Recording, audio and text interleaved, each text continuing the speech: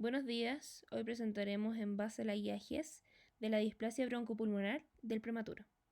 La displasia broncopulmonar es una enfermedad pulmonar crónica que se caracteriza por la dependencia de oxígeno por un periodo mayor de 28 días seguidos. Es una consecuencia de la exposición del pulmón inmaduro del prematuro a anoxias ambientales como por ejemplo oxígenos, infecciones, barotraumas o volutraumas. Tiene distintos criterios diagnósticos que varían según la edad gestacional y los requerimientos de oxígeno y apoyo ventilatorio. La clasificación de esta patología se divide en 2 puntos: menor de 32 semanas al nacer, que se subdivide en leve, moderado y severo. Leve no tiene requerimiento de oxígeno, moderado tiene un requerimiento menor a medio litro de oxígeno y severo tiene un requerimiento mayor a medio litro de oxígeno. Los 3 puntos mencionados anteriormente se refieren a las 36 semanas de edad gestacional o al alta. Los mayores de 32 semanas al nacer nuevamente se dividen en leve, moderado y severo. Leve no tiene requerimiento de oxígeno, moderado tiene requerimiento menor de medio litro de oxígeno y severo tiene un requerimiento de oxígeno mayor de medio litro, los 3 mencionados anteriormente a los 56 días de vida o al alta. Las garantías explícitas de salud en Chile prometen acceso, calidad, protección financiera y oportunidades con que se deben otorgar las prestaciones a todos los chilenos. Además, están asociadas a programas de salud, enfermedades o condiciones de salud, como por ejemplo cáncer o la displasia broncopulmonar.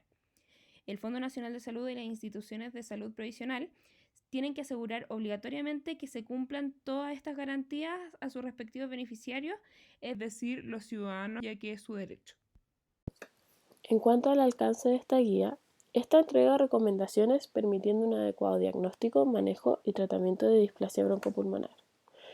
Esta se aplica a todos los recién nacidos que cumplan con los siguientes requisitos: que sea un recién nacido de pretérmino menor a 1500 gramos y o menor a 32 semanas de edad gestacional y con requerimientos de oxígeno mayor al 21% por más de 28 días.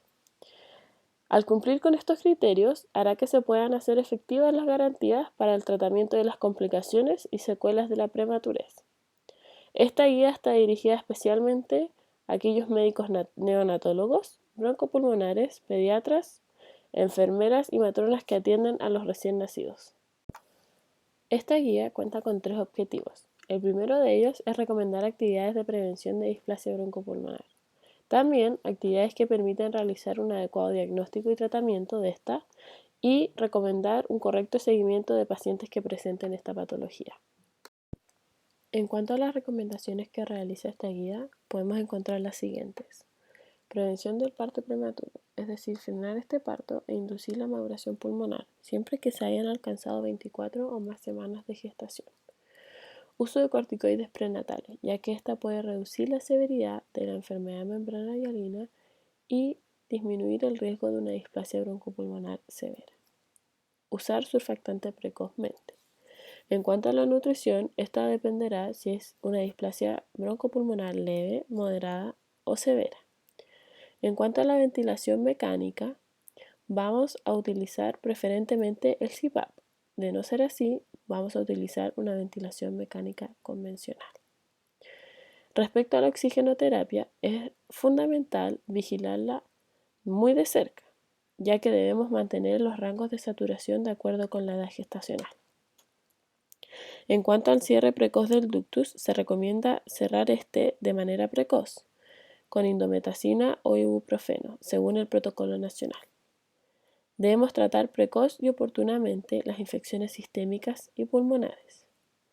También es importante la restricción de fluidos, ya que esto se debe limitar al máximo de lo tolerado.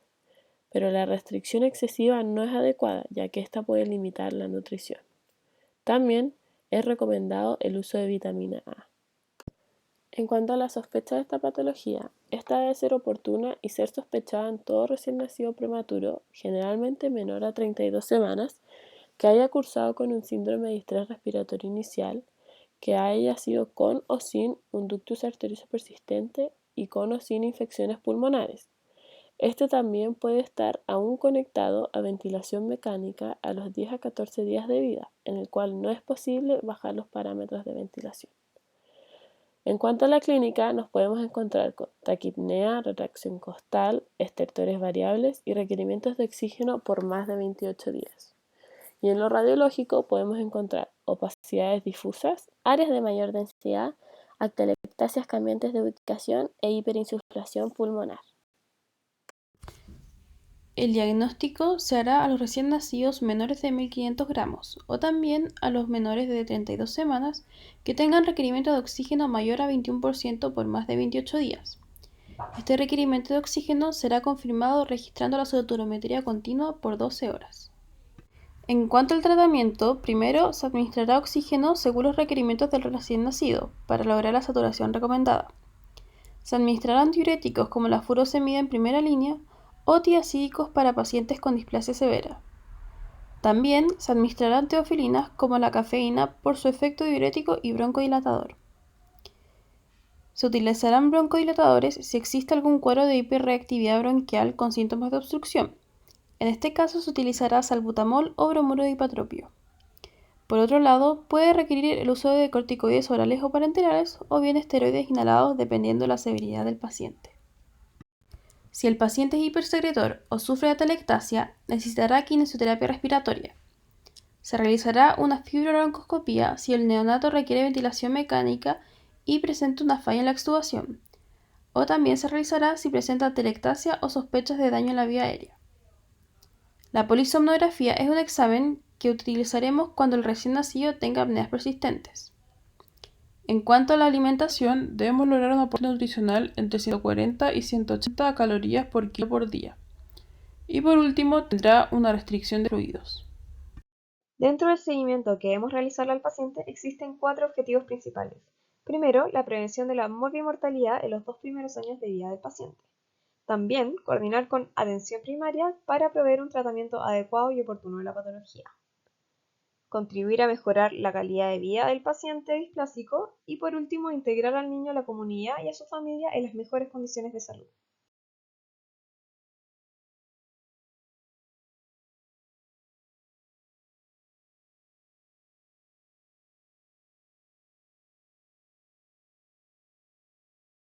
Previo al alta del paciente debemos realizar ciertas actividades. Primero, debemos identificar a todos los pacientes que entren al programa. También a todos los pacientes que tengan displasia broncopulmonar se les debe realizar una saturometría continua de 12 horas. Es fundamental identificar a todos los pacientes que sean candidatos al uso de oxigenoterapia de manera institucional o domiciliaria. Y a estos mismos pacientes se les debe realizar la toma de una ecocardiografía y radiografía de tórax previo al alta. Para que los pacientes puedan ser dados de alta de la neonatología deben cumplir los siguientes criterios. Presentar un crecimiento adecuado con un peso mayor a 2.000 gramos, junto con una alimentación adecuada con un correcto patrón de succión de ilusión-respiración. En los pacientes con hipertensión pulmonar, que son menores a 44 semanas con una saturación promedio del 95%, o en los pacientes que tienen más de 44 semanas con una retina madura, deben tener un máximo de requerimiento de oxígeno de 2 litros para poder saturar entre 92 y 94% para irse a su casa. Y por último, el paciente debe tener una clínica y radiología estable. Antes de dar de alta al paciente, debemos contar con un equipo multidisciplinario, pero principalmente con un asistente social, para poder concretar las visitas domiciliarias en los hogares de los pacientes que necesiten usar oxigenoterapia domiciliaria.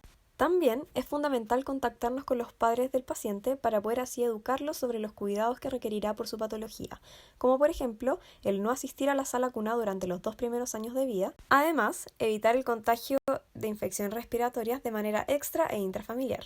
Es importante enseñar a los padres un correcto lavado de manos para que puedan realizarlo previo a la atención de su hijo. Se debe poner énfasis en evitar el tabaquismo de manera intradomiciliaria, ya que este puede ser tóxico para el recién nacido, como también la calefacción a leña, los braseros o a parafina. Es por esto que es mejor recomendarle a los padres el uso de calefacción no contaminante, como el uso de gas catalítico o calefacción eléctrica. Los padres de estos pacientes también presentan ciertos beneficios, como por ejemplo el uso del derecho de atención expedita o preferencial en la atención primaria de salud. Además, existe la licencia por enfermedad grave de un hijo menor a 1 año en las madres que presenten un trabajo remunerado, para que así se puedan realizar los cuidados del niño en casa y se evite la sala cuna en los primeros 2 años de vida, como mencioné anteriormente. Cabe mencionar también que es importante posponer todas las cirugías que sean electivas durante el primer periodo invernal y o hasta las 50 semanas de edad gestacional corregida. Finalmente, podemos dar de alta al paciente entregando las indicaciones claras del control en especialidad y con una copia de la EPIC crisis. Es importante corroborar que toda esta información le quedó clara a los padres para poder responder a alguna consulta que presenten. Dentro del seguimiento, también debemos realizar una serie de controles para poder valorar el estado broncopulmonar del paciente luego del alta. Estos controles se van a dividir dependiendo si el paciente es displásico sin requerimientos de oxígeno al alta o con requerimientos de oxígeno al alta. En el primer grupo, el primer control del paciente debe ser realizado a los 15 días post-alta. Después se van a realizar una seguidilla de controles de manera semestral por un broncopulmonar especialista o pediatra capacitado hasta los 6 años de edad, que es la edad en la cual se realizará la prueba de función pulmonar y radiografía de tórax para poder darle el alta al seguimiento respiratorio. En el caso de que el paciente lo requiera, este debe ser controlado con una mayor frecuencia.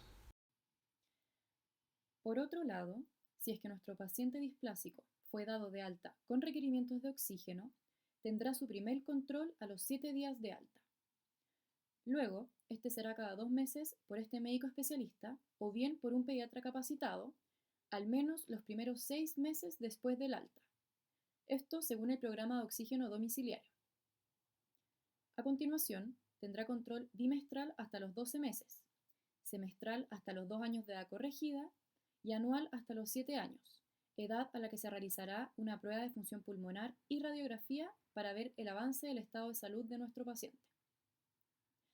Si este presenta alguna complicación o lo requiere, debe ser controlado con mayor frecuencia.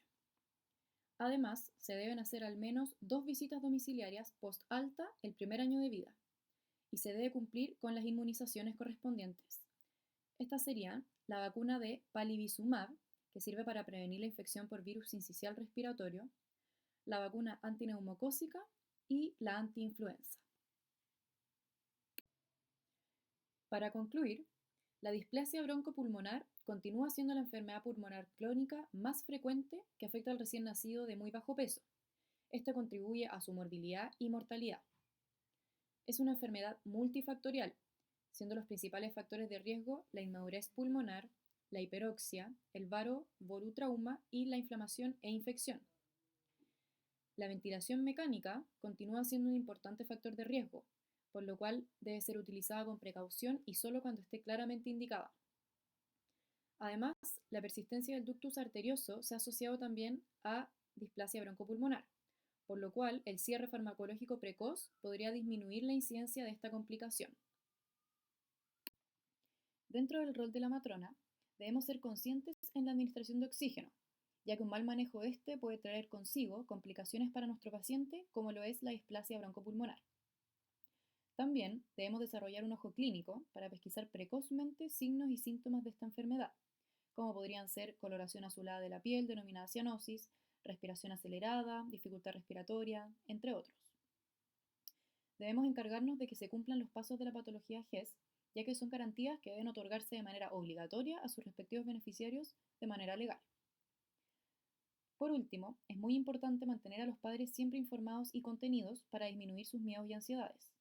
Esto porque nunca va a ser fácil para ellos saber que su hijo no parece estar del todo fisiológico como esperarían que estuviera. Por eso, al darles la mayor cantidad de información posible acerca de su hijo, logramos tranquilizarlos. Aquí se encuentra la bibliografía utilizada. Básicamente fue la guía clínica de displasia broncopulmonar del prematuro del MinSal del año 2009. Muchas gracias.